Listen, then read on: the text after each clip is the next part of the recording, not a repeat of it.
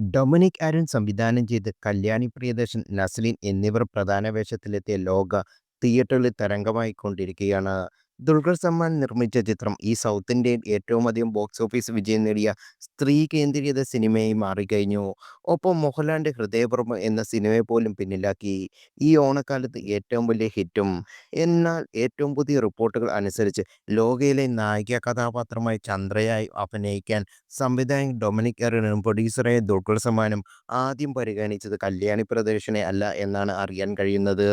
ഏറ്റവും പുതിയ വെളിപ്പെടുത്തലുകൾ സത്യമാണെങ്കിൽ വേഫെയർ സിനിമാറ്റിക് യൂണിവേഴ്സിറ്റിയുടെ ആദ്യ ചിത്രത്തിൽ നായികയാവാൻ ടീം ആദ്യം മനസ്സിൽ കണ്ടത് പാർവതി തിരുവോത്തിനെയാണ്. ഇപ്പോൾ സോഷ്യൽ മീഡിയയിൽ പ്രചരിക്കുന്ന വാർത്തകൾ സത്യമാണെങ്കിൽ നായിക പ്രാധാന്യമുള്ള ചിത്രമായതുകൊണ്ട് ലോകയിലെ ചന്ദ്രയാകാൻ പാർവതി തിരുവോത്തിനെയാണ് ടീം മനസ്സിൽ കണ്ടത്. എന്നാൽ ചിത്രത്തിന്റെ കഥ കേട്ട് കഴിഞ്ഞപ്പോൾ പ്രശസ്ത താരത്തിന് അത് ഇഷ്ടമായില്ല. അങ്ങനെ പാർവതി ലോക വേണ്ടെന്ന് വെച്ചതോടെ മറ്റ് കാസ്റ്റിംഗ് സാധ്യതയ്ക്ക് ടീം കടക്കുകയായിരുന്നു. അങ്ങനെയാണ് കല്യാണി പ്രിയദർശന് നറുക്ക് വീണത്. പിന്നീട് നടന്നത് എല്ലാം ചരിത്രമായിരുന്നു. ഇന്ന് തന്റെ കരിയറിലെ ഏറ്റവും വലിയ ഹിറ്റ് ചിത്രത്തിലേക്ക് നടന്നെടുക്കുകയാണ് കല്യാണി ലോകയിലൂടെ.